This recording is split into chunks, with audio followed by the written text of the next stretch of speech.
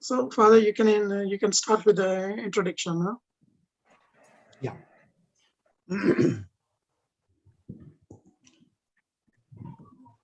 So, good evening to everyone who are participating in this particular meet, and particularly this is a virtual commemoration of 13th anniversary of the Mullivaikal Tamil Genocide. So, remembering death is an historical event. This historical event will teach the future generation to fight for rights, particularly right to self-determination.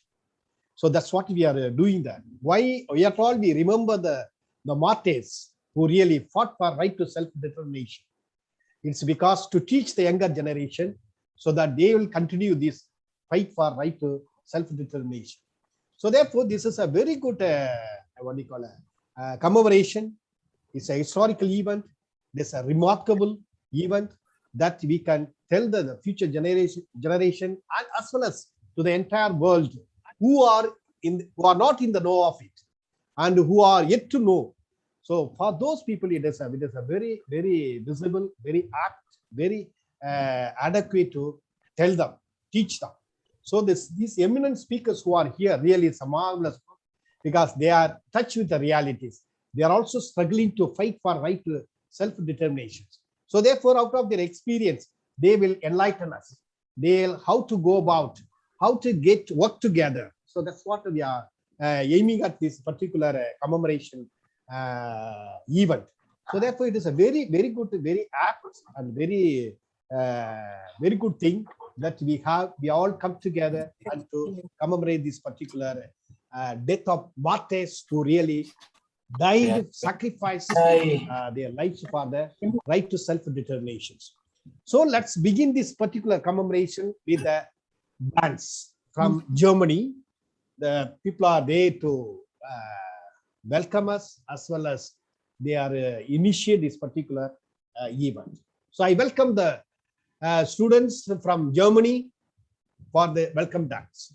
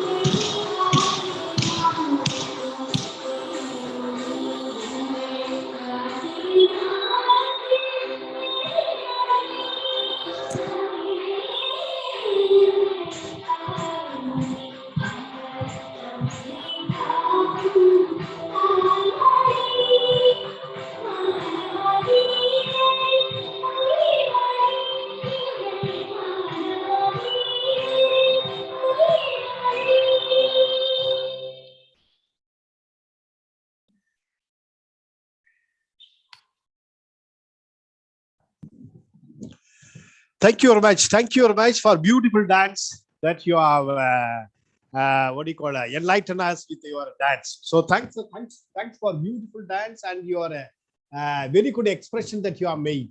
As you said, bit assured that. So therefore, I really thank these children. They are very beautifully articulated by their dance, the incident, the event, the history that they have seen and heard and then listened. So therefore, beautiful. Once again, I thank every one of you. I think it's very beautifully you articulated it by your dance. So thanks a lot. Thank you. Thank you very much. Thank you. Now I call upon Mr. Thirumurugan Kambi, a coordinator as well as a human rights activist, coordinator of May 17th movement. I think he is a very critic of the existing unjust political system in India as well as in the entire world. I think he is a very man who touched the real root of any political issues. I think he's through his intellectual caliber as well as practical event, the involvement with the people and the struggles. Really, he is a man. He is thorough with the what do you call the activities of the people. He's a right person to begin this conversation. Therefore, I welcome Mr. Thirumurugan Kambi to deliver his speech on this particular commemoration of 13th memory of the martyrs. Good evening, friends of Professor Kulade. Can you hear me? Yes, I hear you. Yeah, thank you. Okay. Thank you, Professor Kulande, and thank you, Mr. Bosco, and good evening, everyone. And this is a 13th Genocide Remembrance Day, the painful days that comes into our mind, and it still lingers in our memories, the painful moments that our people crossed, and they still awaiting their justice. And this Sri Lankan state, how we are seeing a Sri Lankan state is center to the entire question. Sri Lankan state is not a socialist state as it calls itself. Sri Lankan state is not a democratic state as it portrays outside the world. And Sri Lankan state is not not a state which is an inclusive multi-ethnic society. It is a unitary state. Its constitution categorically rejected by the Tamil people, and the creation of the Sri Lankan constitution is fully with the Sinhalese majoritarian politicians. Tamils were excluded from that, and some Tamils. That is the reason Tamils couldn't able to live along with the Sri Lankan government, and they would be looking at they chose to go as a separate nation because there is no inclusiveness in the Sri Lankan state and the Sinhalese majoritarian society. Sinhalese people systematically trained by the Sinhalese chauvinists and especially Sinhalese Buddhist chauvinists, and their majoritarian attitude shrunk the space of the democratic discussion in the island. And this fight starts. I mean, the struggle for Tamil started. From the 1940 onwards, and the British very well know about this division and very well know about Sinhalese chauvinism. And in fact, the British are the people those who promoted this Sinhalese chauvinism for their divide and rule policy. And since they want the Sri Lanka as their strategic, geostrategic island for their interest in the Indian Ocean region, and they want to align with the Sinhalese elitist Sinhalese rulers because they will give the space for the Western interest. And for that reason, they chose the Sinhalese majoritarian role as an democratic constitution. But I mean, basically, it is a unitary constitution that recognizes only the Sinhalese rule. So in this kind of situation, we can assume the two things. One is that this is not a democratic state. The other is that decolonization never happened in the island. So in this situation, Tamil people, 1976, chosen to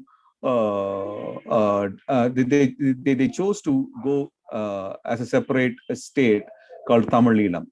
They participated in the Sri Lankan election, and they've chosen a demand that they didn't want to get along with the Sri Lankan state. They want to go with the self-determination as a choice. And overwhelmingly, Tamil supported this choice, and that is called Vatukutta resolution. It is you can call it as a kind of a referendum that Tamil people unanimously voted for a separate nation for themselves. Based on that kind of an solution proposed by the people, the democratic struggle started. When the democratic struggle was controlled by the Sri Lankan state with the brutal force, and the Tamil people, when Tamil people met with the pogroms, one after other pogroms, they have to retaliate to the brutality of the Sri Lankan state, especially Sri Lankan military, and they took the arms from the Sri Lankan military. They resisted. So that have grown a stronger one, and Tamil people built up their own resistance group, and that resistance group took care of the Tamil people over the 35 years. And with that kind of resistance, they could able to ensure safety and security and the peace, and especially their economic and livelihood issues. So with that kind of an solution put forward by the Tamil people, both in a democratically chosen demand as well as the militarily, they could challenge the Sri Lankan Sinhalese military. And at this point of time, I would like to mention a few things about the Sri Lankan military. The Sri Lankan military is about 320,000 people, recruited as a Sri Lankan military, which is twice higher than the Germans military force, or twice higher than the French military force, or twice higher than the UK's military force. If you look at the ratio of the population versus military, the leading or the most popular states, those who invest in the military, say, for example, US, UK, China, and India, if you consider, or Russia, you consider the population versus military equation is about 0.22%. But if you look at the Sri Lankan equation, it is 1.4%, and that to 1.4% comes. It's only exclusive with the Sinhalese people. You can't consider the entire Sri Lankan population. You have to exclude the Tamil population and the Tamil Muslim population and Hill Tamil population. Then you consider only the Sri Lankan Sinhalese population. Then the percentage equation between the people and the army ratio would be much higher than the 2%. And so, if you put it in a different form, for every 1,000 people, 2% are working in the military in the US, UK, China, India, and Russia. But even in the case of Sri Lanka, it is 14 people working in the military for every 1,000 population. So that kind of a military setup is there in Sri Lanka, that to a country which don't have a dangerous neighbor to its borders. India is the very friendly state to Sri Lanka, and it always helps them, and even it gives some military training to the Sri Lankan Sinhalese military. And yet, why the Sri Lanka is maintaining such a huge military enterprise? It's because they consider the Tamil as their only enemy. And Sri Lanka don't have any enemy states near to it, and it's only 16 kilometers away. The India is 16 kilometers away from it. And if you consider the other nation, it's about thousands of nautical miles away from the island. So there is no need for such a large military establishment in Sri Lanka, but they're still maintaining it from the 2009 onwards till date. And they've incurred roughly about $24 billion they spent on the military in the past 13 years. So it's obvious that they become bankrupt because of such kind of spending. Why they're spending so much is that for every 5 Tamil people in the north and east of Sri Lanka in the Tamil Elam, one Sinhalese military soldier has been appointed there to oppress them. So such kind of a system, you can't find it nowhere except in Gaza. So in Gaza too, they don't have a military presence across the Gaza. They might be shrunk in the smaller area, but they have in the island, in the Sri Lankan island, the Tamil people have got the Sinhalese in their doors, Sinhalese military in their doors. Such kind of a thing is quite undemocratic, and Tamil people resisted the Sinhalese military over the years, and they laid down their lives. 146,476 Tamil innocent civilians were massacred by the Sri Lankan military, Sri Lankan state, with the support of Indian government, with the support of UK government, with the support of EU, with the support of US and China.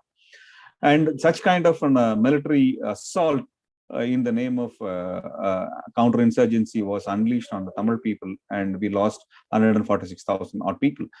So this kind of an situation, post genocide, how the world reacts to it is that they are very sincere in protecting, they are unified in protecting the Sinhalese majoritarian state apparatus. It is a purely colonial apparatus. They want to maintain it so that it can keep on oppressing the Tamil people, because Tamil people controls and lives nearly 65% of the coastal areas of the Sri Lanka, and those coastal areas are very important for the larger countries to have their own interest in that island.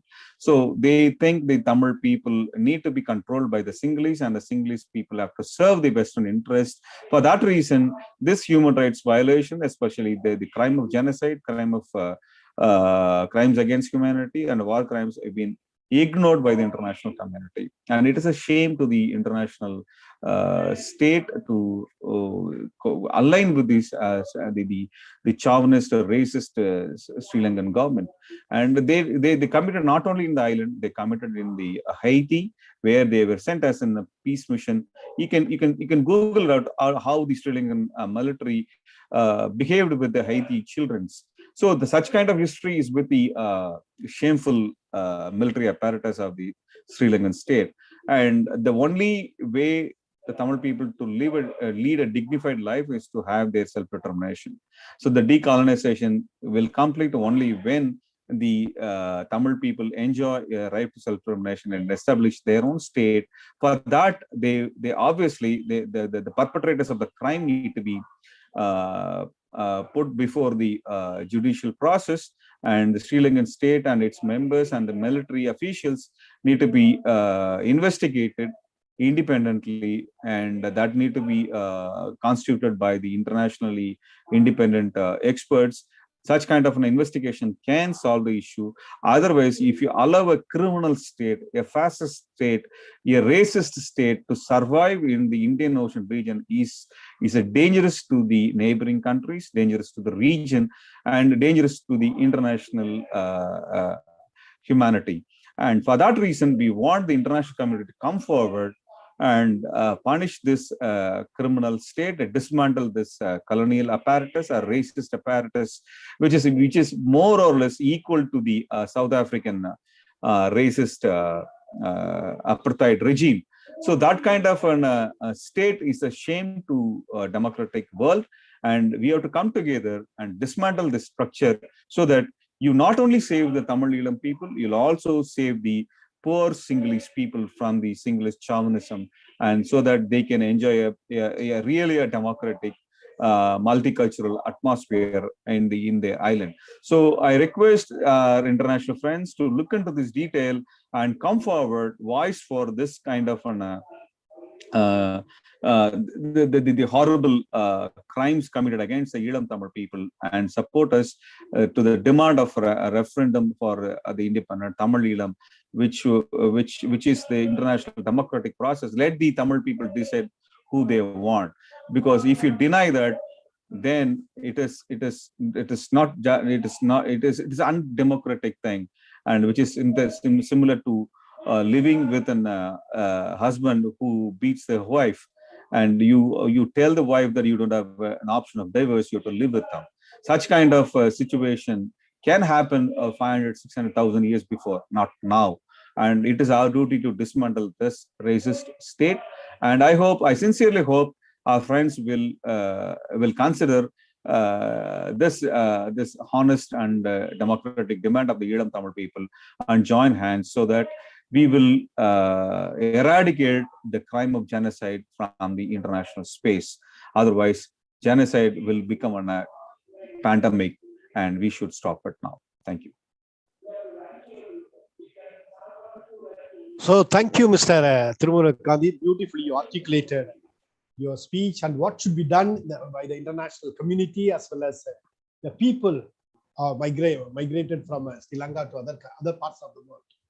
So thanks a lot. Thank you very much.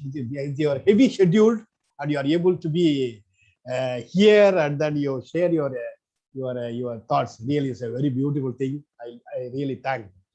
For the sake of the people who really participated, I just translate his speech in brief. இலங்கை நாடானது மக்களை ஒதுக்குவதனால் இன்னைக்கு தனிநாடு கேட்டு தமிழ் மக்கள் போராடுகிறார்கள். ஒரு மக்களாட்சி போராட்டம் நடைபெறுகிறது. இந்த மக்களாட்சி போராட்டத்தில் தங்களை எதிர்த்து நிற்கின்ற, அதாவது இலங்கை இராணுவத்தை எதிர்த்து நிற்கக்கூடிய, இலங்கை அரசை எதிர்த்து நிற்கக்கூடிய ஒரு சூழலை அவர்கள் செய்து கொண்டு இருக்கிறார். எனவே அப்படிப்பட்ட ஒரு சூழ்நிலையில் இலங்கை அரசு, குறிப்பாக சிங்கள அரசு, இந்த இராணுவத்திற்கு அதிக முக்கியத்துவம் கொடுத்து அதிக செலவு பண்ணுவதை பார்க்கிறோம். பிரான்சை விட 2 மடங்கு அதிகமாக இராணுவத்திற்காக செலவழிப்பதையும், ஜெர்மனியை விட 5 மடங்குகள் அதிகமாக செலவழிப்பதையும் பார்க்கிறோம். எனவே அப்படிப்பட்ட இராணுவத்திற்கு அதிகமாக முக்கியத்துவம் கொடுத்து தமிழ் மக்களை எதிரிகளாக கட்டமைத்து அவர்களை கொலை செய்வது தொடர்ந்து திட்டமிட்டு நடைபெறுவதை நாம் பார்க்கிறோம். எனவே அளவுக்கு மீறி இராணுவத்திற்கு செலவு செய்யக்கூடிய ஒரு நாடு, இந்த நாட்டிற்கு எதிரிகள் யாருமே கிடையாது. இந்தியா அவர்களை நல்ல முறையில் அரவணைத்து தான் செல்கிறது. ஆனால் எதிரிகளே இல்லாத நாட்டிற்கு இப்படிப்பட்ட இராணுவ செலவு ஒரு தேவையற்ற செலவு. ஆனால் அவர்கள் செலவழிப்பது தமிழர்களை அங்கு இல்லாமல் ஆக்குவதுதான் அவருடைய நோக்கமாக இருப்பதை நான் பார்க்கிறேன். எனவே அப்படிப்பட்ட ஒரு சூழ்நிலையில் இன்னைக்கு பன்னாட்டு தன்னாட்சி விசாரணை நடத்தப்பட வேண்டும். ஏனால் 2009 நடைபெற்ற ஒரு இனப்படுகொலை, அதை பற்றி விசாரிப்பதற்கு ஒரு பன்னாட்டு தன்னாட்சி விசாரணை நடத்தப்பட வேண்டும். அதற்கு பன்னாட்டு குழுக்கள், இங்க இருக்கக்கூடிய குழுக்கள் உதவி செய்ய வேண்டும். கண்டிப்பாக இலங்கை அரசுக்கு ஒரு நிர்பந்தம் கொடுக்க வேண்டும் என்று சொல்லி அவர் வேண்டுகோளை நாம் வைத்திருக்கிறார். கண்டிப்பாக அந்த வேண்டுகோளை நாம் நிறைவேற்றுவதற்கு முனைந்து செயல்படுவோம் என்று சொல்லி அவருக்கும் இங்கிருந்து அணைந்து செவிமடுத்த அனைத்து நபர்களுக்கும் இந்த நேரத்தில் நான் நன்றியை தெரிவித்துக் கொள்கிறேன். மீண்டும் திருவாளர் திருமுக காந்தி அவர்களுக்கு நான் என்னுடைய மனதார நன்றியை இந்த அமைப்பு உலக தமிழர் இயக்கத்தின் சார்பாகவும் மற்ற இயக்கங்கள் அமைப்பின் சார்பாகவும் நான் நன்றியை தெரிவித்துக் கொள்கின்றேன். நன்றி. So next I call upon the Vaishnavi Varadaraja for a song that beautifully articulate the genocide, the pain, the agony that went during the genocide. So therefore, it is a right time that we also listen to her to the song sung by Vaishnavi Varadaraja. So most welcome. You are most welcome from Switzerland. Thank you.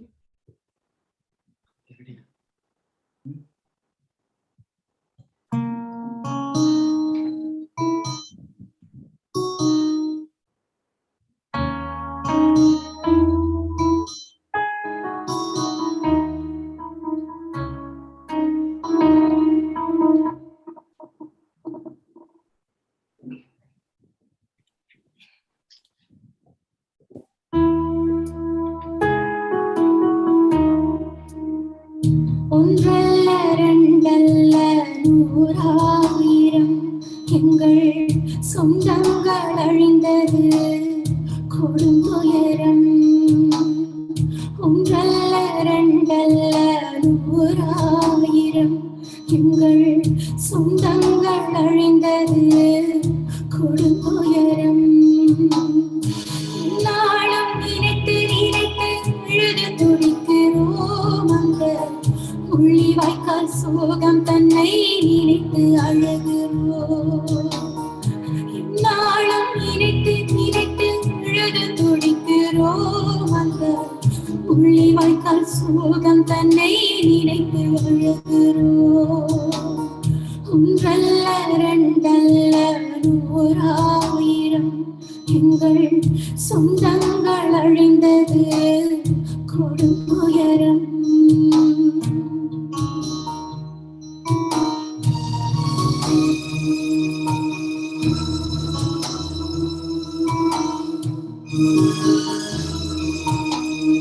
உணவும் உணவில்லாமல், உடுக்கவும் உடையில்லாமல், உறங்கவும் முடியாமல் தவித்தார்கள். காயத்துக்கு மருந்தில்லாமல், கட்டி அழ முடியாமல், கொத்து கொண்ட நடுவினிலே துடித்தார்கள்.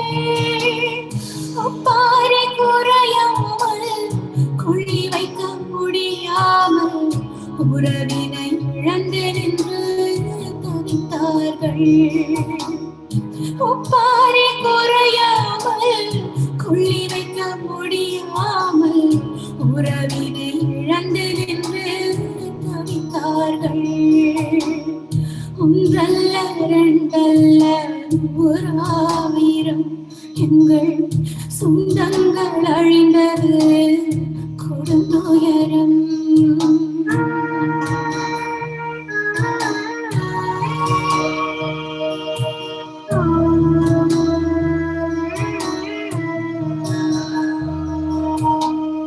சிதறிய உடலங்களை போட்டரிக்க முடியாமல் பார்த்திருந்த அழகழகார்கள்.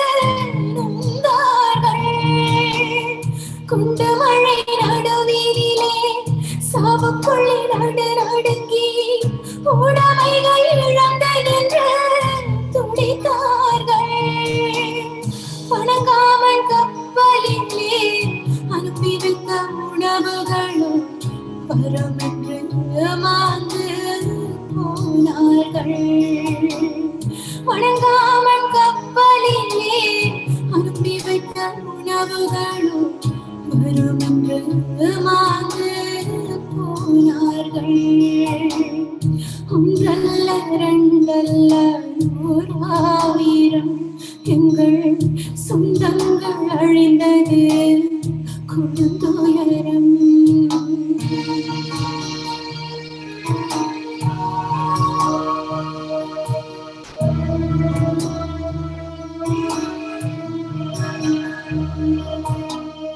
கையிழந்து காலிழந்து சொத்திழந்து சுகமிழந்து வீதியிலே நடைபெறவா கிடந்தார்கள். வந்த பகை நடுவினிலே சிக்கொண்டு போனார்கள். வன்னி வன்னி சோலைகளும் இழந்தார்கள். கம்பிவேலிக்குள்ளே நின்று சொந்தங்கள் வருமென்று காத்திருந்து பார்த்திருந்து எழுதார்கள். கம்பிவேலிக்குள்ளே நின்று சொந்தங்கள் வருமென்று காத்திருந்து பார்த்திருந்து எழுதார்கள். ஒன்றல்ல இரண்டல்ல 100,000 எங்கள் சொந்தங்கள் அழிந்தது கொடும் துயரம். ஒன்றல்ல இரண்டல்ல 100,000 எங்கள் சொந்தங்கள் அழிந்தது பெரும் துயரம். நாளும் நினைத்து நினைத்து அழுது துடிக்கிறோம். அந்த உள்ளிவாய்க்கால் சோகம் தன்னை நினைத்து அழுகிறோம். நாளும் நினைத்து நினைத்து அழுது துடிக்கிறோம். அந்த உள்ளிவாய்க்கால் சோகம் தன்னை நினைத்து அழுகிறோம். ஒன்றல்ல இரண்டல்ல 100,000 எங்கள் சொந்தங்கள் அழிந்தது கொடும் துயரம். ஒன்றல்ல இரண்டல்ல 100,000 எங்கள் சொந்தங்கள் அழிந்தது கொடும் துயரம்.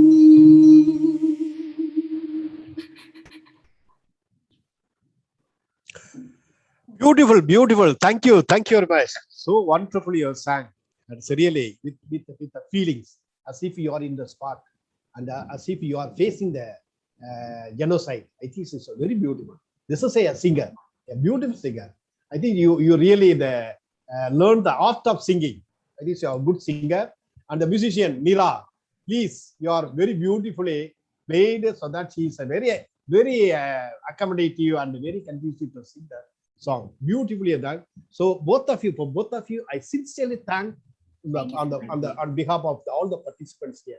Continue to do this beautiful song. Thank you very much. Really, it's a beautiful, wonderful thing. So this particular song speaks about the genocide, how people really struggled, and even they have been crying, thinking of the event, and without food and security and clothes and a lot of agony that they underwent. And the song really describes the agony that people underwent at Mullivaikal. That is a marvelous song that we have listened. So once again, I thank the singer and the musician for enlightening us by the song. Thank you very much. So now I call upon Dr. Livingston, our good friend. He is very available, and he is a part of our any program that we make, and he is there. And really admire him for the art of listening. Hours together, sit and listen to the people and the agony. That's he. So nobody can be equal to such a person.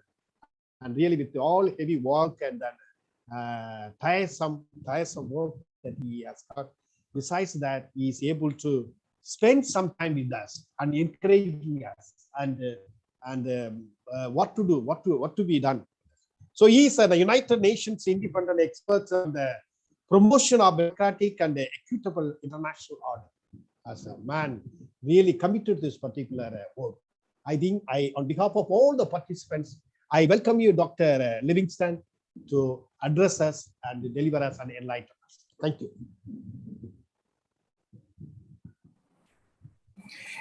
Hello, friends. Do you hear me? Yeah, yes, we hear. Okay. Hello, friends. As you commemorate the 13th anniversary of the Tamil genocide, I convey my solidarity and best wishes to the struggle for justice for the Tamil people. Indeed, it is a sad moment, because on such a day, as you commemorate the 13th anniversary of genocide, we remember the lives lost. We remember the suffering. We remember the cries for justice. Indeed, Vice Sanavi, who has just sung a very touching song, says it all, that the call for justice is alive. On many occasions, we have spoken about the need for the right to self-determination for the Tamil people and for many other communities, as we took stock of them in recent webinars. The message remains the same, that many of these communities deserve the right to self-governance. The Tamil people deserve the right to self-governance because of the discrimination, because of the abuses of their rights, because of the suffering that they have undergone.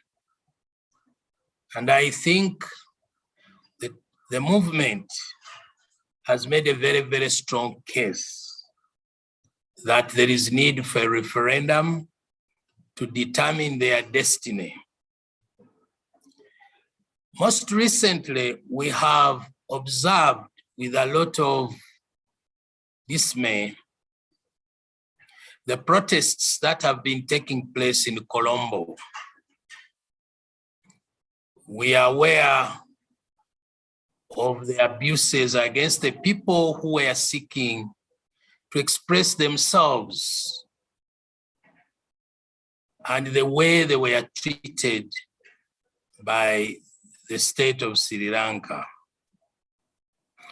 The events as they unfolded continue to show that all is not well in Sri Lanka, that there is need for resolute action, deliberate and resolute action to pronounce the rights, to pronounce ourselves on the rights of the Tamil people.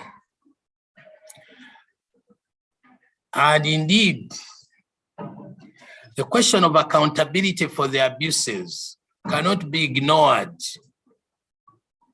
There must be accountability. And we must also note that genocide is a crime against humanity. And as such, that level of injustice should not go unpunished. As the previous speaker, Professor Gandhi, has put it, that there is need for accountability for the abuses that have taken place against those people. So as you commemorate the 13th anniversary of the genocide, I just want to reiterate my promises that I have made before. And as you recall, most of you, Nisha, Bosco, and others, I did promise on a previous occasion that at the next annual mandate holders meeting, I'll table this issue for discussion among the mandate holders. And next month, I'll be in Geneva, and I'm going to make it a point that's one of the issues that are discussed. I want to put on the table the resolutions that have been made, the promises that have been made, the reports that have been made by previous mandate holders to Sri Lanka on the question of what action has been taken. I think, Nisha, you raised this, what action, what deliberate action is being made to promote the rights of these people and to uphold and implement the resolutions that have been passed. I hope my colleagues, and I believe we shall also have audience with the UN High Commissioner for Human Rights and the Assistant Secretary General. I will be very active in raising these matters, and I look forward to giving you feedback. As you also recall, recent events surrounding the conflict in Russia versus Ukraine have demonstrated the necessity for the world to act fast and to have a common voice on matters of peace and security. Right now, I am working on the report that is dealing with the question of global peace and security and the challenges that surround that. And I believe you cannot talk about global peace and security without talking about the right to self-determination. So I renew my promises as you commemorate the 13th anniversary, and would like to reiterate the necessity for the world community to support you, to hear your voices, and to take deliberate and concrete action on this issue. I'm still determined, as I said earlier, to explore the necessity of authoring a report on the right self-determination as a way of profiling your case, profiling the case for the Tamils, profiling the case for the many communities which are still under subjugation. So my brothers and sisters, this is a sad moment. Indeed, it calls for resolute action, collective action, and a sense of urgency as well, as the events in Sri Lanka recently have shown, that there is definitely a lot of discomfort and there is little being done. So on this note, I just want to express my solidarity, to reiterate my promises, and to urge you to continue with this struggle. The struggle must continue, it should never abort. And certainly, I continue to express interest and to be part and parcel of this struggle, as long as I am still the mandate holder for this very important mandate. As you see, I will be raising a very crucial issue, a very crucial issue at the moment, when I raise the question of peace and stability, which has its corollary being the question of governance, democracy, and respect for human rights. All these issues are going to become key in our discussions, in the reports, and I called upon you to continue to express your interest in this matter. And in September, Bosco and friends, I hope that when I raise the issue, you'll be there, because I have made so many promises. I have had meetings with you. I've shared information with you. And as I raise these issues, I hope you will be there to support me, to support this case.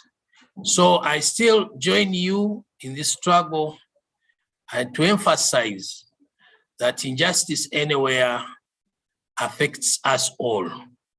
And no wonder when we look aside and when we ignore some of these places and suffering, we create room for global instability. And suddenly it is important that we reiterate our collective effort in promoting democracy, rule of law, and good governance in every part of the world, including Sri Lanka. I therefore rest my case. Thank you.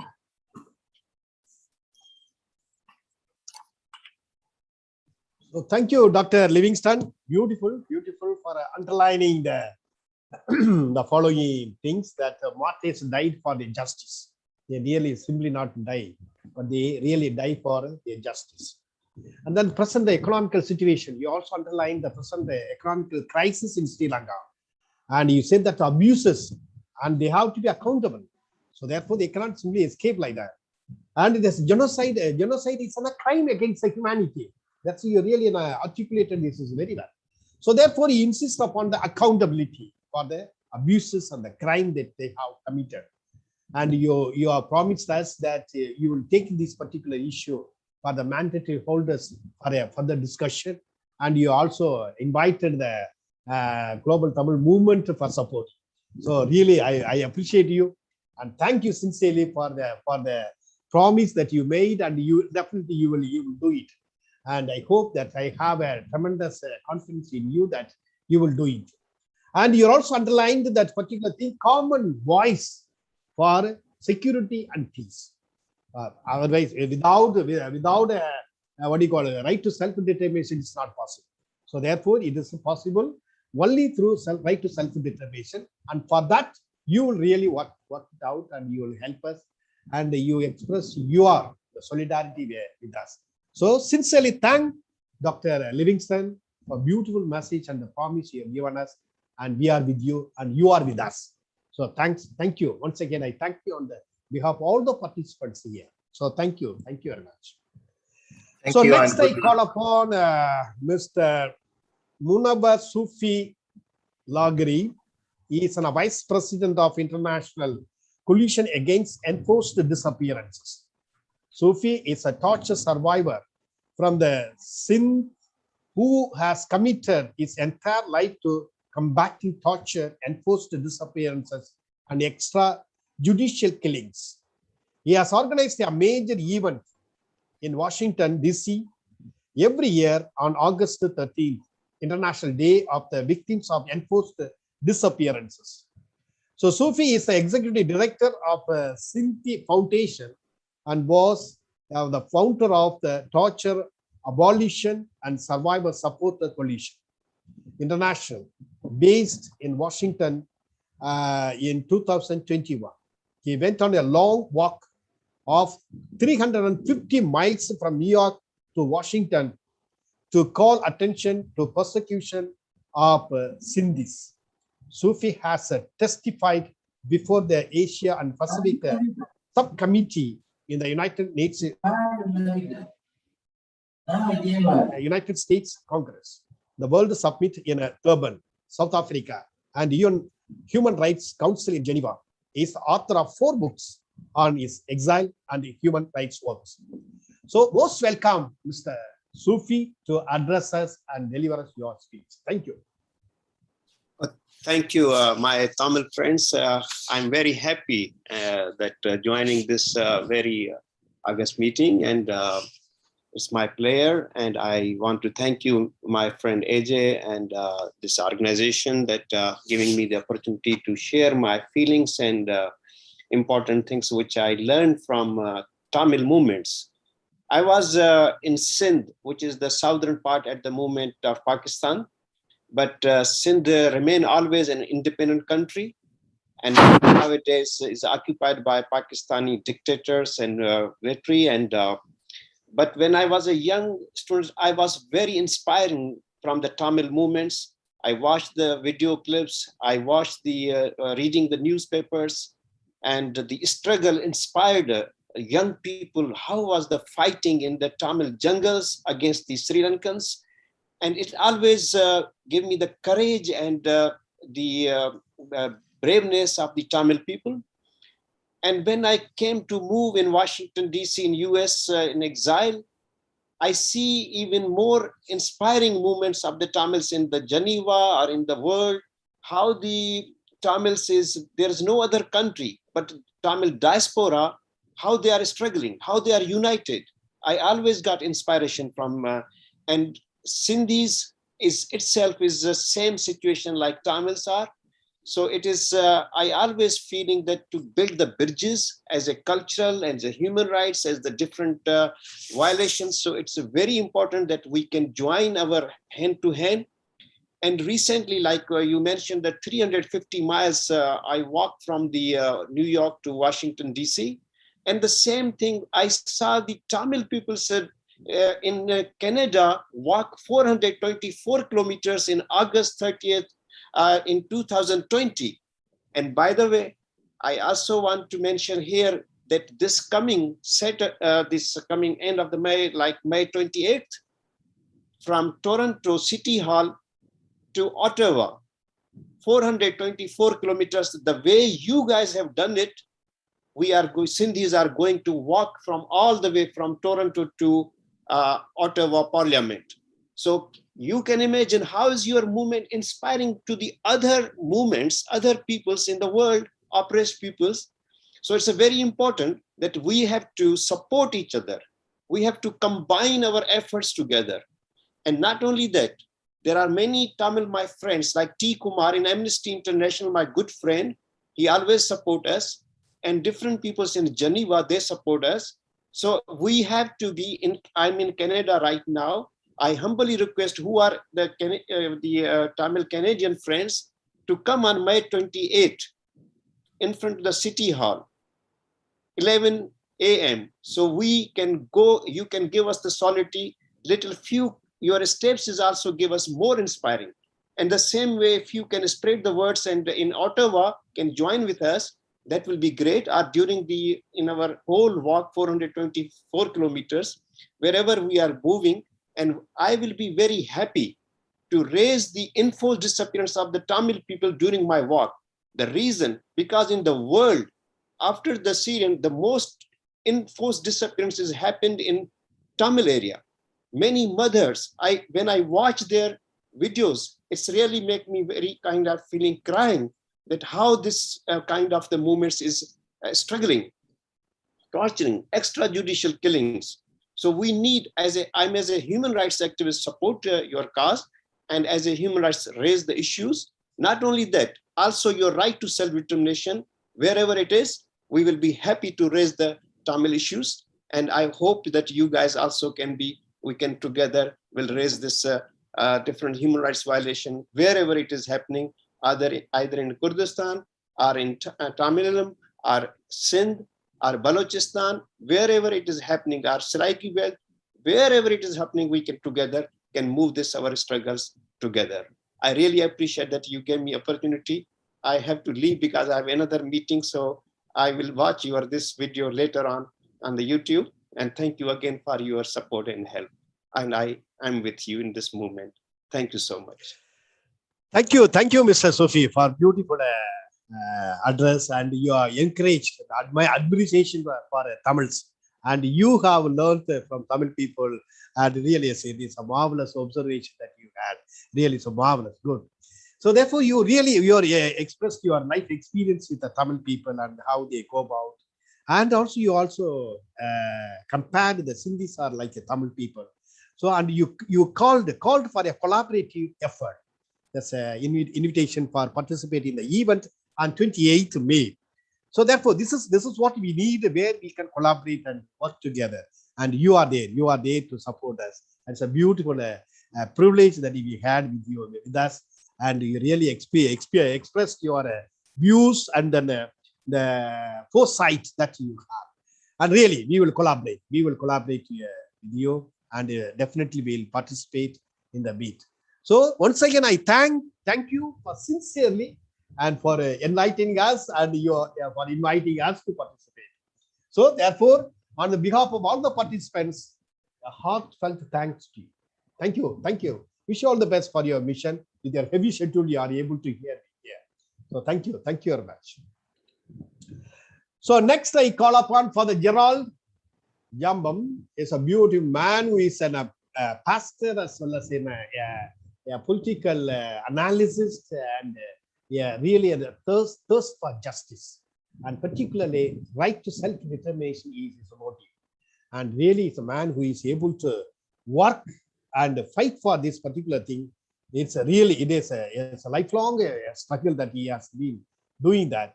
And really, I'm happy to be. I'm very happy to invite him. And he is a human rights activist in South Cameroon. And the people, how they struggle and how they go about, continuously has been writing and then speaking and then expressing. Same thing, right to self-determination. So therefore, welcome, Father. Welcome and address us and then enlighten us. Thank you. Father Professor Kulanai, thank you very much for this occasion to share our feelings, the feelings of the Amazonians, about the genocide in Tamil. When Mr. Bosco got connected to me and told me if I could share a word or two, I was very, very grateful. And I told him immediately that I was really happy to join. I would be really happy to join with you people in these moments of pain, affliction. So what I am about to present is titled, Nothing Human Can Be Foreign to Me. Nothing human can be foreign to me. In solidarity with our Tamil friends in their pain and affliction. So I entitled this my few words of fellow feeling and companionship with our Tamil brothers and sisters. Nothing human can be foreign to me. I do so because every passion for the right to self-determination springs from the heart of a man or woman whose vision about the world has become what the African of Roman times, Terence, once beautifully phrased, that I am a human being. Nothing human can be foreign to me. It is the call to stand for humanity anywhere, anyhow, in a world dominated by global mafias, empires, and hegemonies. Dear ladies and gentlemen, the Molivaical Genocide Remembrance Day, named after the village that was the site of the catastrophic massacre of the brothers and sisters of our fellow Tamil friends, must become part of the world's collective memory, no less than the Jewish Holocaust, nor the Rwandan genocide. Human beings are the same everywhere. The Tamil genocide offers important lessons for every freedom fighter anywhere in this world. You have been a great encouragement to us from Amazonia. We will never forget that in our time of need, you came to our help and you gave our story entrance into the world.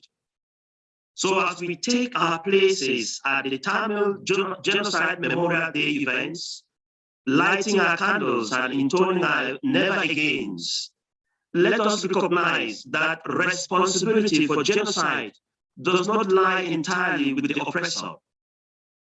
It lies also with the brother and sister of the victim, who in the face of blatant injustices looks back and does nothing. When one reads in the eyes of a Tamil freedom fighter, the sound and character of the liberated man himself always come through. And just as his accent becomes more assuring when he engaged in addressing the plight of his native homeland, so his testimony about what he must do acquire new depth and definition. Brothers and sisters, why is a day of memorial like this relevant? It is important because man and woman quickly forgets. It is important because until human beings repetitively listen, learn, and internalize issues, they quickly go back to the vomit. Take the instance of Germany before the Holocaust on Jews. Ideas of love, tolerance, and of the rights of man had been spoken about in Germany since the Enlightenment and even before. So kindness, hospitality, the golden rule of doing to others what you would like them to do to you, such rules circulated in Germany before 1939. Yet it was from this same society that 6 million Jews were massacred just because they were Jews. The consequences are extremely troubling. The consequence is that as torchbearers to our freedom fighters, we have the duty of education, the duty to educate our people that simply because someone is baptized into the Christian faith does not mean he fully practices Christ's moral principle of the Sermon on the Mount. Christ manifested this in the parable of the Good Samaritan. Therefore, a day like this encourages us to revisit the Good Samaritan question of, who is my brother? Yes, if a freedom fighter is to be accused of anything, it should be to have been always too original a person and too much his own man, ever to be accommodated easily in the neat little pigeonholes of the good and the bad. He knows only one thing, freedom, as he becomes the voice of those without voice, and the good Samaritan in the lone and dangerous road of freedom fighting and self-determination. One of the things we inherit from the affliction of genocide is trauma.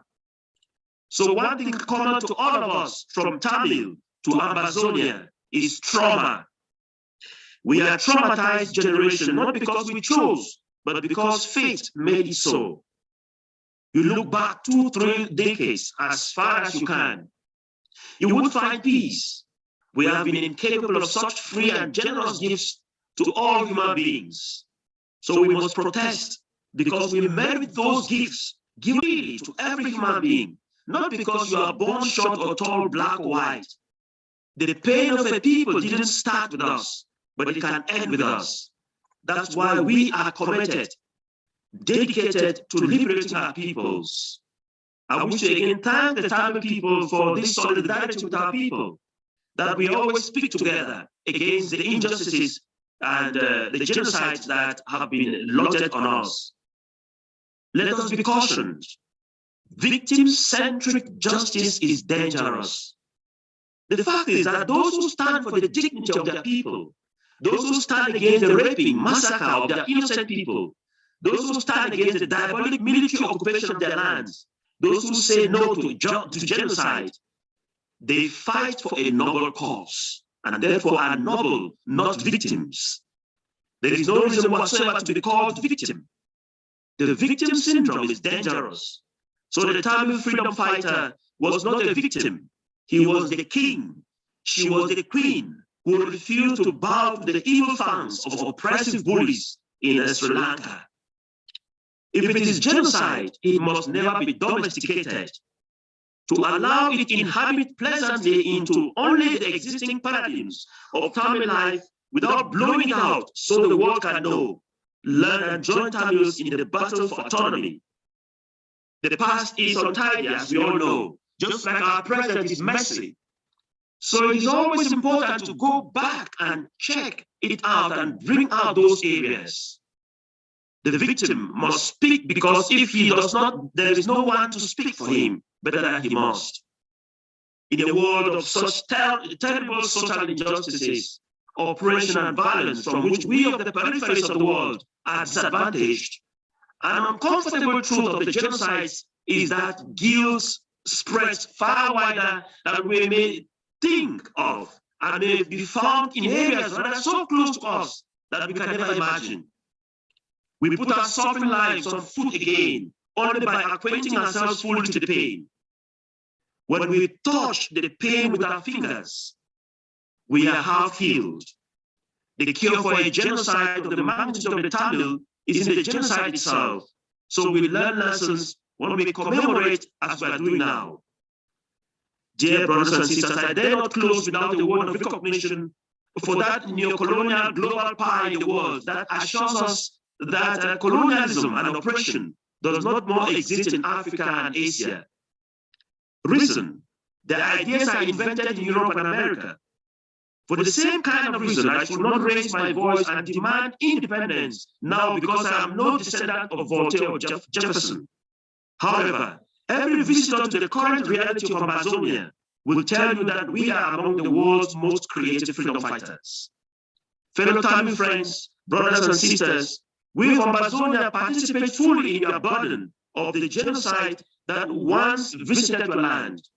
We share with you that pain because we are going through the genocidal affliction of a type unquantified.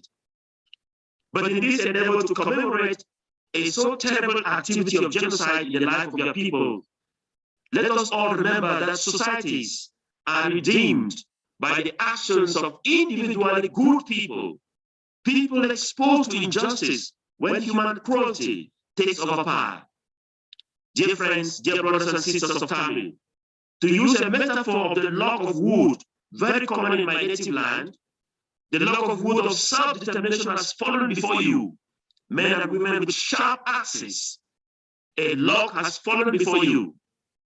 Our prayers, we of Amazonia, for you will strengthen your arm to be so firm that you swing the axe with power and precision in the business of self-determination, in liberating your land, your people, and restoring human dignity to the Tamil people. Thank you very much.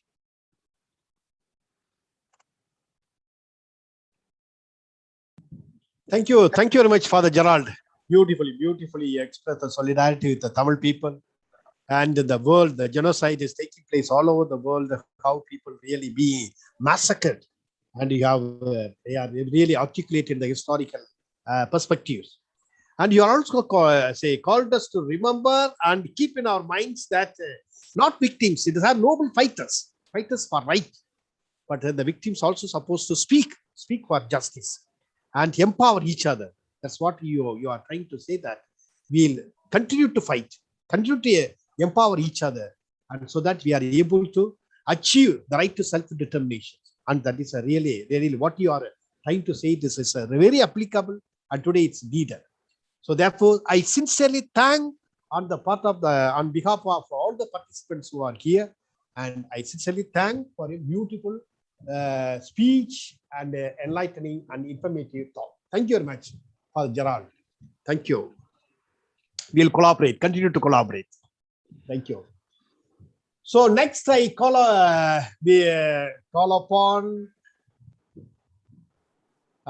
Miss Omaima Abdelsam, represent the permanent of Front Polisario in Geneva. And since she has got other responsibilities, now we listen to her a video message. So now I request Mr. Bosco.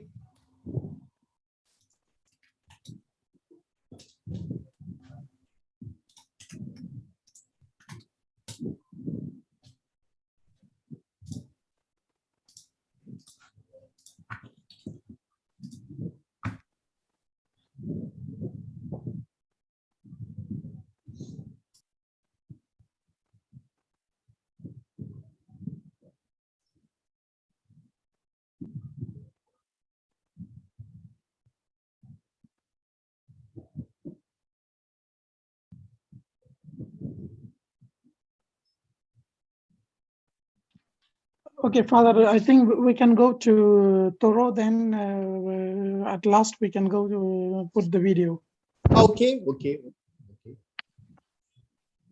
Okay. So there is a technical problem. Father, your mic. Father, your mic. I am sorry. So now I call upon Dr. Toro Redco as a man who really involved in this particular the conflict situations. I think this is what you call a target and his aim, and he is also very committed to this particular thing. So he is a global conflict analyst from America. So therefore, that means he has been analyzed so many conflict issues, conflict situations, and he has gotten a much experience. So therefore, I invite to deliver speech Mr. Dr. Toro Redco. First, I want to thank everyone for being here and say what an honor it is to speak on this event. And I am glad to see people from all over the world and different countries and different struggles all coming together, because really what my time studying these different conflicts has shown me is how similar they are throughout the world. A lot of the same conditions that you see in Amazonia or Western Sahara or in Pakistan, as an earlier speaker spoke about, are present in Sri Lanka and in occupied Tamil Eelam. So it's nice to see, people from throughout the world all coming together to recognize the Tamil genocide. The first thing that I would comment on, because it's relevant and in the news today, is that we seem to have a hierarchy of human lives that exists in the world today. Anybody who has watched the news in the last several months has recognized the disproportionate amount of media attention that is given to Ukraine vis-a-vis other conflicts in the world. You also have noticed that there's sort of a great hypocrisy in the West, especially, that resistance by Ukraine against Russia is seen as sort of heroic, and even actions that would typically be described as terrorism in the West, when other peoples do them, are apparently heroic now that they're being done in Ukraine. For instance, there's been media reports about how to make Molotov cocktails or blow up tanks or carry out ambushes. And it seems, and many people around the world are probably looking at this and saying, why, when it was our people fighting for our existence, was it terrorism? But now that Europeans are carrying out resistance, it's now seen as heroic. And hopefully through my presentation, it will be clear why this sort of hierarchy exists and exactly why much of the world should look at the armed struggle in occupied Tamil Eelam in the same way that many are praising now the resistance in Ukraine. The first thing that I would point out as somebody who studied armed guerrilla conflicts throughout the world is that you can't have an insurgency and they can't sustain themselves unless an occupying government commits systematic state terrorism and leaves no peaceful avenues available to the people to address their dispossession and subjugation. There would not be decades of armed Tamil resistance if the Sinhalese occupying government of Sri Lanka did not carry out a series of brutal policies, which I'll discuss in my talk. we must recognize that the Sri Lankan state created the historical conditions that led to the rise of the Tamil Tigers, or the LTTE, in occupied Tamil Eelam, and it sort of fueled the necessity of Prabhakaran's armed struggle against the Sinhalese government. And rather than viewing such resistance as sort of irrational fanaticism, the world should look at these rebellions as being logical reactions by desperate people who come to believe that potential death in combat is preferable to sort of a daily humiliation and deprivation, where you're given no ability to have your concerns addressed.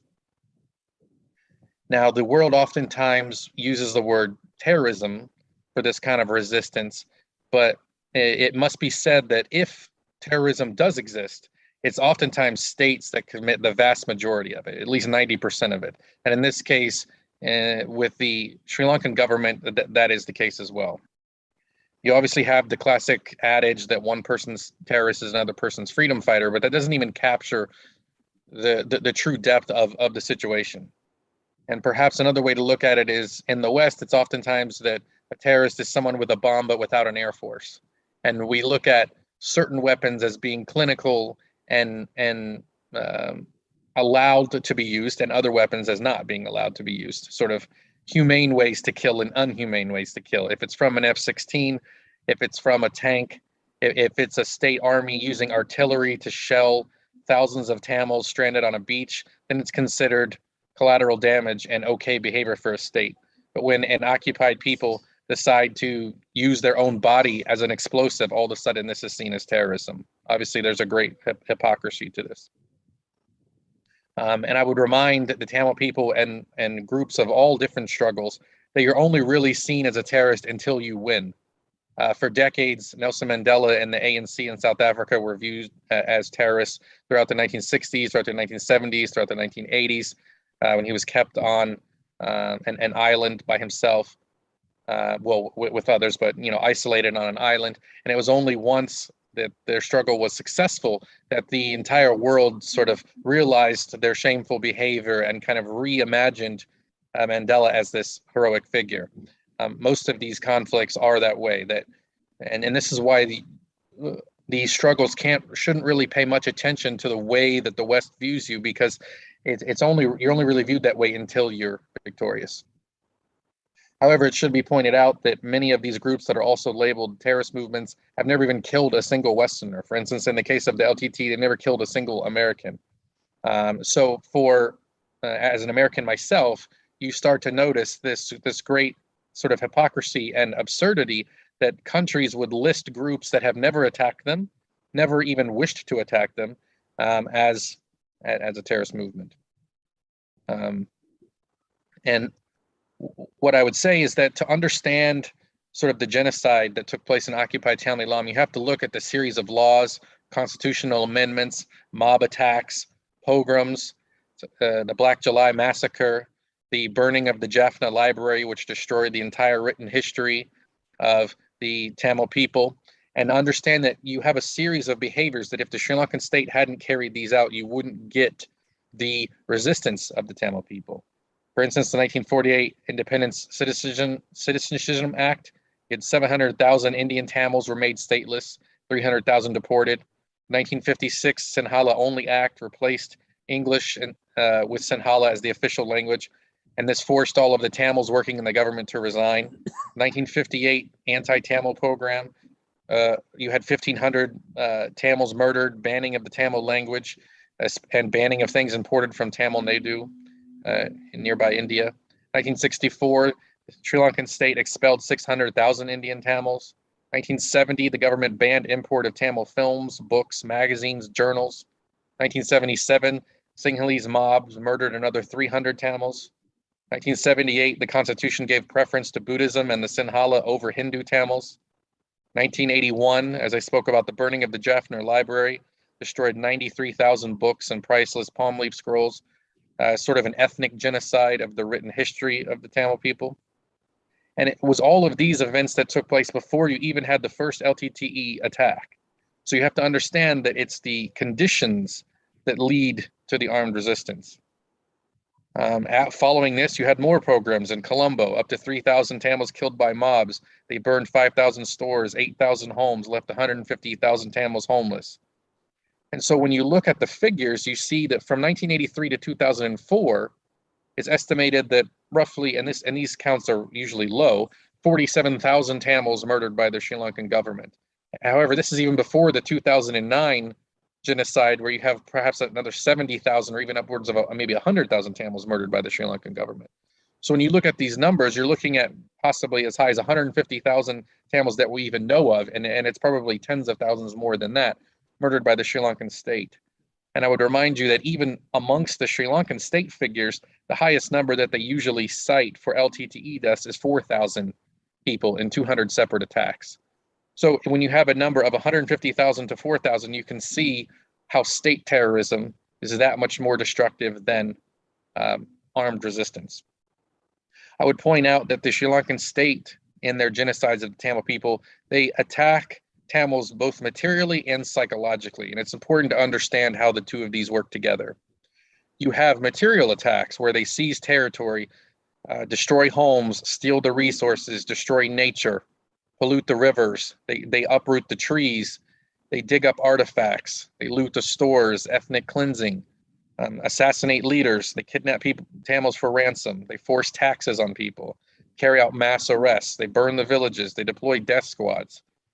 But then you have the psychological damage, which is maybe even more detrimental, where they rename the streets, they build statues of the occupation leaders. So now the Tamil people have to look at the statues of their own murderer, the own war criminal who perhaps raped their sister or murdered their grandmother. Now he gets a statue in the center of the city. They destroy the indigenous monuments. They force language instruction. They create a false history and narrative where now Tamil children are told that the Sinhalese have always been there and that the Tamils were recent arrivals and that they came later, which is false because the Tamils have been there from the very beginning before the Sinhalese even arrived. They prevent the return of inhabitants. They desecrate Hindu shrines and holy places. You have rape of women and girls. They set up checkpoints to degrade the dignity of people. We are constantly searched or abused. They chop up the territory by building walls throughout the neighborhoods so that Tamils can't walk to their home or easily get to their schools. And then you force disappearances to make mothers comply. For instance, if you know that your son has been murdered, you might resist and protest the state. But if your son has simply just disappeared and you don't know if he's dead or not, this might make you more passive, and it might make you not want to resist the government because you may think, well, they might have my son in prison right now. If I resist the state, perhaps they'll kill him then. So this is why you see so many forced disappearances in Sri Lanka, where the state purposely disappears the Tamil resistance fighters or even activists or people speaking up against them. They make them disappear, and you're not even given a body to grieve. So there's no grave, there's nowhere for these Tamil families to go to mourn, their family members that have been killed. I'm reminded of the last time I spoke at the Human Rights Council in Geneva with the global Tamil movement. A Tamil mother there spoke about her son who had disappeared, and she wasn't even sure if he was dead or not, but she assumed he probably was because so many years had passed. And that she talked about how every year she'll make his favorite dinner, like a shrimp curry dinner. She'll make it and she'll put it on the table and she'll wait for him. And she has the dinner there prepared for him, but of course he never shows up. And this is what Tamil mothers, throughout Tamil Eelam are left with, these sort of symbolic actions, because they're denied justice by the international community, they're denied justice by the Human Rights Council, they're denied justice in a world where their lives seem to not matter in comparison to the way that other lives matter, as we've seen in Ukraine and other places more recently. Now, the solace that Tamil people should take is that there are international laws that justify their resistance. General Assembly Resolution 1514 says all people have the right to self-determination. By virtue of that right, they freely determine their political status and freely pursue their economic, social, and cultural development.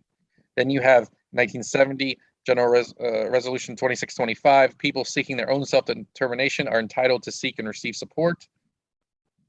General Assembly Resolution 2908 from 1972, it reaffirms the recognition of the legitimacy of the struggle of colonial peoples and people under alien occupation to exercise their right to self-determination and independence by all necessary means at their disposal. Now, notice it doesn't say some means; it says all the all the necessary means at their disposal. This was in 1972, and this was when many states themselves were fighting their own anti-colonial struggle. The hypocrisy now is that many of these states in the United Nations are denying the same right of resistance that they themselves use to throw out the British or the French or whatever colonial government was occupying them at the time. Also, you have Protocol 1 of the Geneva Conventions in 1977. It grants that people can exercise self-determination against colonial domination, alien occupation, and racist regimes. Well, all of the facts I've talked about today show you that the Sri Lankan state is not only a colonial dominator, but an alien occupier and a racist regime. And what I would point out as well is that the international press, the international bodies like the United Nations have really failed the Tamil people in this regard. 30/1, was a sham, because what it is allowing the Sri Lankan state to do is judge themselves. Well, common sense will tell you that if you allow war criminals to judge their own behavior, of course they're going to find themselves innocent.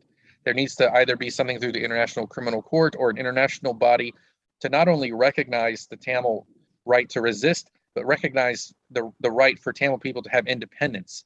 We shouldn't have a world where Scottish people can vote in a referendum for their own independence, but Tamil people are denied that right. And so, what I would point out as well through my study of, armed guerrillas throughout the world is that the people that take place in these armed resistances, like that of the LTTE, these are usually the best that society has to offer. These would be your doctors. These would be your lawyers. These would be your most successful people in society. It's only the conditions that lead them to take up arms that cause them to have no other choice than sort of armed rebellion. And so on a day like today, when we are recognizing the genocide that's been carried out against the Tamil people, it's important to recognize this. It's important for Tamil people to preserve their culture, preserve their language. That's why I was glad to see the songs and dances that took place today, because nothing makes the Sri Lankan regime more fearful than a Tamil population who remembers who they are, who speaks their language, and who celebrates their culture, because this is really what the regime in Sri Lanka is trying to destroy. So I thank you, and I hope one day that soon that the Tamil people of Tamil Elam will be able to live in freedom. Thank you. Thank you very much, Dr. Thora. Beautifully analyzed and articulated really the conflict situation in Sri Lanka. It's a beautiful, excellent presentation that you have made it. And this is also enlightening us, how to understand even the words resistance and terrorism also. It's a beautiful thing that you have enlightened us. So because sometimes we misunderstand these terms, or even sometimes we carried away by the people who really popular interpretation of these particular things. And you are rightly put it. Rightly you have said this particular difference between resistance and the terrorism and other things. Even the weapons, taking the weapons. See how you look at these things. That's what you are trying to say that. And you are rightly pointed out the psychological assault. It's much more than the physical assault. A psychological assault is very highly dangerous. So that's what they have been doing in Sri Lanka for Tamil people. And really, you really observed and pinpointed very clearly. And you are also trying to, this is how we need your support to enlighten us, how to even write a report, or even go about a meeting or something like that, consultation or something like that. This your speech will be really enlightening us. This is what we need to do that. And really, we sincerely thank for the time spending with us and sharing your views on this particular thing. And really, it's a beautiful things. That's what you need. So therefore, on the behalf of all the participants here and ABC Tamil and Bharati Association and the Global Tamil Movement, I sincerely thank. So continue to work in the future also. Thank you very much. Thank you. So now next pass on to the video message from Maima Abdel Sam. and she's really an activist, and she is doing a lot of work there. So now we listen to her speech.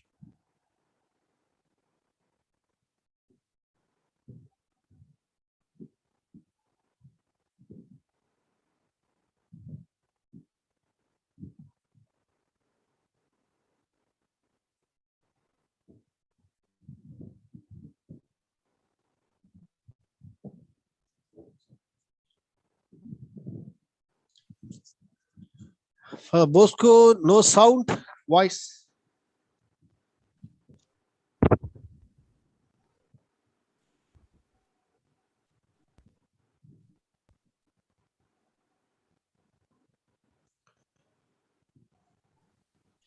Okay, let's go to Dora Father, then we can move to. Let's go to Dora speech, then we can move to. Okay. I think there is some technical problem. Okay, we'll pass on now. I call upon Princess Dora. Really, from Ambazonia, human rights activist in exile. And this is a part of our movement, and is also by her very experience and sharing, and she's encouraging us, and she's supporting us. So therefore, I welcome so Dora to address us, say a few words. You are welcome. Thank you so much. Good afternoon. I'm sorry. I'm aware there is some distraction on my background, so my video will be muted. Good afternoon, and I'm very privileged to be on this platform. Thank you so much. I stand with the Tamil people because we are in the same pot of soup. We are like on the same fire. So I stand with them. I support the cause for the Tamil people because looking at them is a unique people with a very spectacular culture, a defined identity in their own territory. That is something that is very, very unique about them to me, and they're very wonderful people. And I want to first just make some few remarks. When injustice becomes law, resistance becomes a duty. That is what our people, the Southern Cameroonians, always say most often. And that is something that it is the truth about it, because it is the right of a people to disobey a tyrant, to disobey a bad government, to disobey somebody who wants to hoist them out of their territory, to cast them out of their territory, their inheritance. And calling a freedom fighter a terrorist it means a lot of things. You are promoting dictatorship, you are promoting tyranny, you are giving a good name to a tyrant. That is what the war has been doing to the Sinhalese government of Sri Lanka, of which that is it's a sacrilege. It is a very bad thing to watch a government kill a lot of people and they are quiet about it. The war is silent. You know, sometimes I look at the international community and I ask myself question, is it possible that the international community is acting like a fugitive with a price on his head, and the price on their head is the blood of the innocent people that died in the Tamil genocide, that died in other territories like Ambazonia, that died in Western Sahara, that died in other parts of the world, other places where minority people or people in their own territory are being treated as, you know, they're not just called second-class citizens, they are just like outcasts. That is something that I'm looking at it, because this bloodbath is the breeding ground for continuous conflict. That is something. And most of the conflicts we have are things that we impose on us. Strangely, those are the sad things that when I look at the Tamil genocide today, I stand with the Tamils, looking at it, and it's a painful thing to see people cry for ages for justice. And people keep talking about peace and development. There is nothing called peace without justice. For those who are afflicted, there is nothing called peace and development in a region that brings about prosperity and stability. Where there is bloodbath, it is impossible. That is impossible. I keep hearing words like, you know, I stand with Afghanistan. I think a couple of months ago, last year, I don't know the exact month, people were calling me, I stand with Afghanistan. A couple of months ago, even now, I stand with Ukraine. Who is standing with us? Who is standing with us? How many people have died in Sri Lanka who are Tamil people? How many of us have died? How many people have died in Ukraine? compared to Sri Lanka, compared to the southern Cameroon, compared to southern Western Sahara, compared to other parts of the world, how many people have died? You see, so this is like a kind of hypocrisy. This is called international falsehood.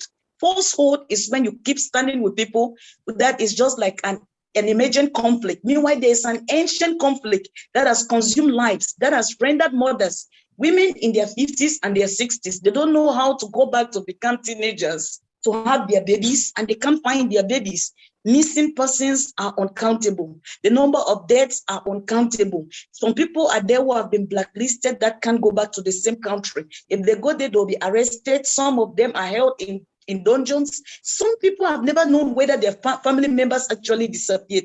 That is what I'm talking about. And that is what I stand with the Tamil people, with all those standing for self-determination, to say that we deserve to have the right to have our own state. It is not only that the international community condemns the act of the Sri Lanka's government. It's not only that the international community condemns the act of La République du Cameroon government. It's not that the international community condemns the act of tyrannical governments while promoting them. No, they have to see that there is peace in these places. They have to see that the people get what they want so that all this bloodbath can be reduced on the face of the earth. Yes, because even I'm a Christian, but I'm going to make a remark. Even God Almighty, the sovereign king and creator, came down to Egypt to take Israel out of Egypt. That is a very, very significant aspect to somebody like me. When I look at it, God did not want Israel to perish in slavery. And yes, we also deserve to have our own. We need to have our own country. To me, when I look at these micro states, like I look at the state of Liechtenstein, and they have exchanges with the European Parliament. You know, Bosco was with me in the Parliament most often, and they have exchange between the state of Liechtenstein. I look at the size and the population of Liechtenstein. It's relatively small compared to the Tamil people. When I look at the size of a country like Luxembourg, those are micro states. They're doing relatively well. So why is it that the international community wants us to remain within a context that it will be better for us to be neighbors, friendly neighbors, in order for peace and development to move on? Meanwhile, we are just like they're suppressing us. They want to bite us. You know, that is just what I look at it. That's why I stand with the Tamil people with all my heart. Sometimes I may talk and you may think that I'm very angry. I'm not angry. I'm just a passionate speaker, because self-determination is a right. It's not only on books, on papers. It has to be put into action, because when people talk, loud action speaks louder than words, not paper, not just laws, not just like you have the right to something. Okay, when I'm advocating for my right, I'm called a terrorist. You support those governments. You still do business with those governments. You still empower them military-wise. That is really unheard of. That is really an international hypocrisy. It looks like some of us are not people. We are not even human beings. At times, I have a conviction, ladies and gentlemen, to believe that these people have not lost the kind of people we have lost. If you've lost, there is a mother who have lost the husband, the sons are all gone. She has nothing to live for, no daughter. Her daughter was raped to death. Those are the things. So I wonder sometimes whether these people have consciences, because a human being at least should think of the law of equity and have a conscience. Thank you so much. I yield. Thank you, Mr. Princess Dora. Beautifully you have said that, and you questioned and very clearly point out the hypocrisy of the international community or international organizations. Sometimes they are also cheat and bypass and just deceive us and then go about. I think that's you are rightly pointed out, and you are very much worried about the action, not the words. Words in laws or in report or even in discussion, something like that, but the very action. The right to self-determination should be established, should be given, not merely talking. So that's what you are trying to say. And this particular day, remembrance of Martyrs Day, or particularly genocide, Mulliwaikal genocide, and you are rightly said that self-determination, right to self-determination should be established. So that's what you are aim, and really I appreciate you for the words that you are given and encouragement and the future plan that we need to work it out. So that's what you should do. So sincerely thank Tora, for being with us and shared your views. Now I call upon all the participants. Now it is your time. That's you can what do you call raise your questions, and those speakers who are here. Many will not be there, but some speakers will be there. Dr. Toro is there, Father Gerald is there, and Dora is there, and yeah, of course, the other people are not available, but yet you can raise your questions and then get clarified, or you want the support, or you want some add, substantiate certain things, you can do that. Please be brief and Father, to the just point. Father, just if we can try with the Omema's video clip for the last time. Okay, go ahead. Yeah. Thank you. Yeah, once again we'll listen to the speech by Omema. My name is Omema Mahmoud Najm Abdeslam. I work in Geneva. I work representing the Sahrawi people in front of the international organizations. I want to send my greetings to all the people who are participating in this conference online. And I want to show my solidarity with the genocide against Tamil people who was perpetrated in 2009 in Sri Lanka, where 146,000 people were killed. I want to show my solidarity with the families, with the people of Tamil, with all the victims of this genocide, and I want to ask for justice. And this justice must be implemented as soon as possible.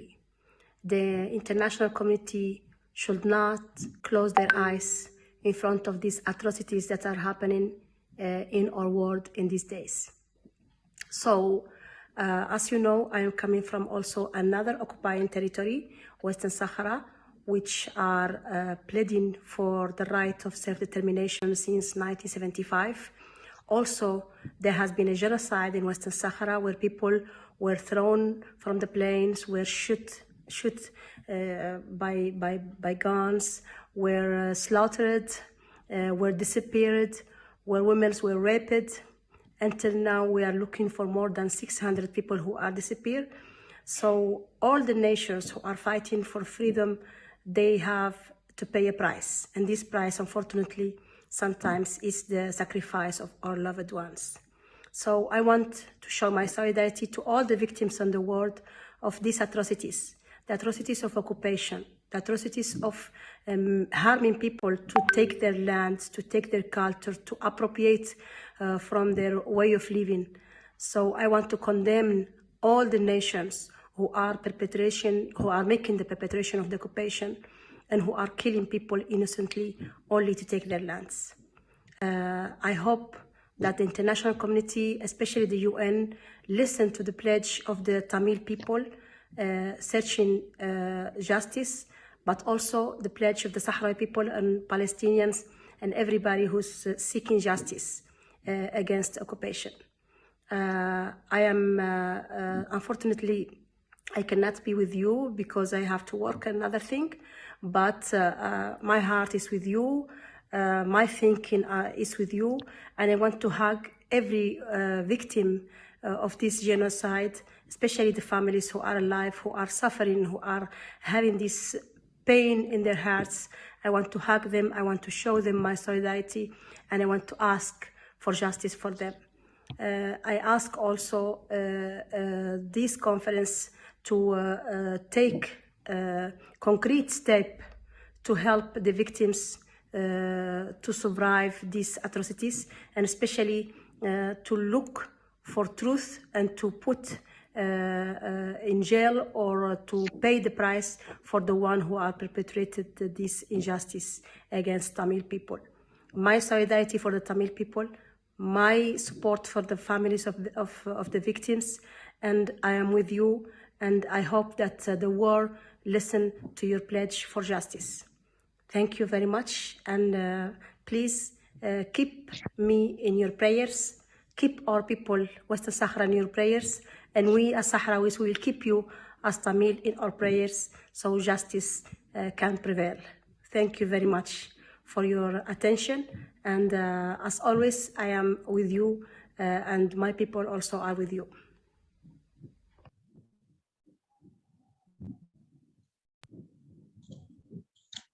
So thank you, Umayya. Beautifully said. Now we'll pass on to the participants to raise your questions. Please raise your hand in the participants. I think you have your name and you raise your hand, then I will call according to the order.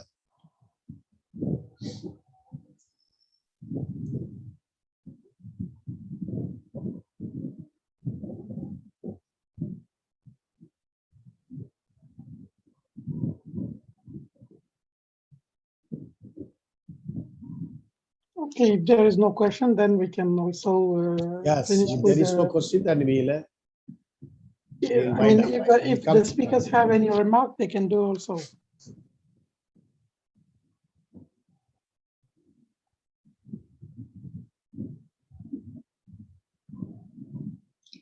No questions.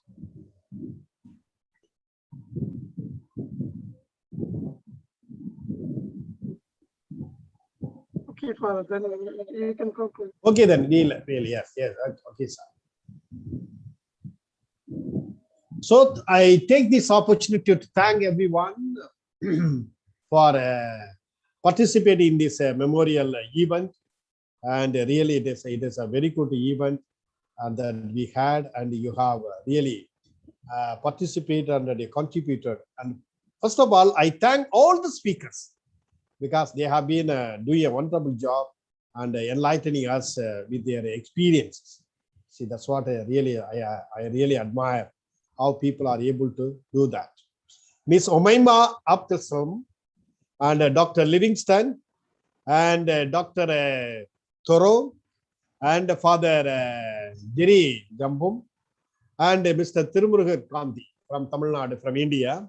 And they have very beautifully, they have articulated their experiences regarding the genocide taken place in Sri Lanka, particularly for Tamil people. And they have proposed certain ways and means to go work for the future. That's what they have said.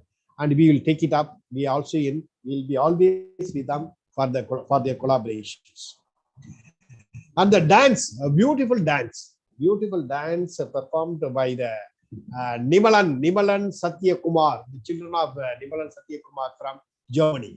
I think it is a good thing that the children very beautifully articulated, like they are like green angels, not the white color angels, but the green angels. They are able to perform so beautifully that song, and how they are very meditatively they have danced. So I sincerely thank all the children who participate in dance and who trained them, and particularly Mr. Nimalan Satya Kumar. Really, I thank you. And the song, beautiful song. So regarding the genocide, the agony, the experience, and the pain they underwent, and she has very beautifully narrated by singing. Vaishnavi Varadarajan, beautifully she has done, and the musician Nira is also very beautifully played, and it is really very melodious and very painful, and she felt that the agony that as if she is undergoing the genocide. So thanks for the beautiful song that you have sang on this particular memorial event. And also I thank all the movements, ABC Tamil and Bharati Association and the Global Tamil Movement and all the organizers. And they are very beautifully, systematically, they have organized and they are did. And particularly Bosco sir and Nisha and Prabhu and those people are, and Vimal from Canada. So they are also able to do the things very beautifully. Thank all the organizers. And also I thank all the participants who really participated and listened, and you participate in this memorial event. And that's what really is a wonderful thing that you have done it. So thank all the participants.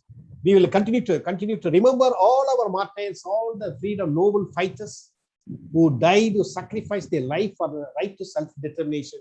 It's our duty to affirm and establish right to self-determination with clarity, with the convictions.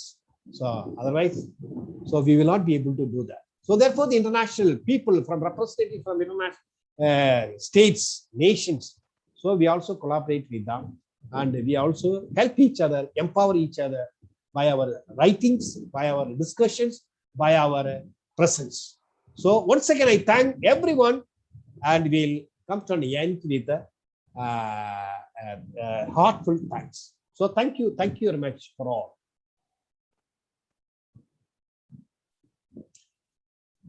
Thank you all.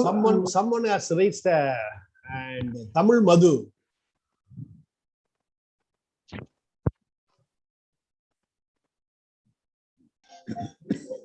You want to say something, Tamil Madhu? Yeah. Vanakkam. I want to express my gratitude and appreciation to Global Tamil Movement for convening this conference. I am witnessing this conference for the 4 days.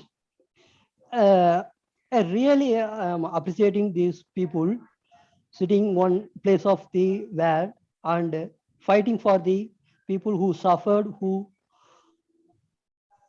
lost their life and peace, everything in the name of racialism. அதாவது இந்த உலகத்தில் நாம் வளர்ச்சி அடைந்து விட்டோம், நாகரிகம் அடைந்து விட்டோம் என்று சொல்லிக் கொண்டிருக்கின்றோம். ஆனால் இந்த உலகத்தில் ஒரு பொய்யை நிரூபிக்கக்கூடியவர்கள் வென்று கொண்டிருக்கின்றார்கள். ஒரு உண்மை என்று சொல்லக்கூடிய நாம் தோற்றுக்கொண்டு இருக்கின்றோம் என்றால் நாம் எப்படிப்பட்ட ஒரு உலகத்தில் வாழ்ந்து கொண்டிருக்கின்றோம்? இந்த உலகத்தில் நாம் இன்னும் எப்படி இந்த உலகத்தை நாம் வெல்லப் போகின்றோம் என்று தெரியவில்லை. இருந்த போதிலும் ஒரு சர்வாதிகார ஒரு இன ஆதிக்க நாட்டினை எதிர்த்து இவர்களுடைய முயற்சி என்பது மிகவும் பாராட்டுக்குரியது. அந்த முயற்சியில் முடிந்த அளவிற்கு நாமும் பங்கெடுத்து கொண்டு இவர்களுடைய முயற்சி என்று சொல்ல முடியாது, அதில் நம்முடைய வெற்றியும் அடங்கி இருக்கின்றது. குளோபல் தமிழ் மூவ்மெண்ட், உலக தமிழர் இயக்கத்திற்கு என்னுடைய நன்றிகளை தெரிவித்துக் கொள்கிறேன்.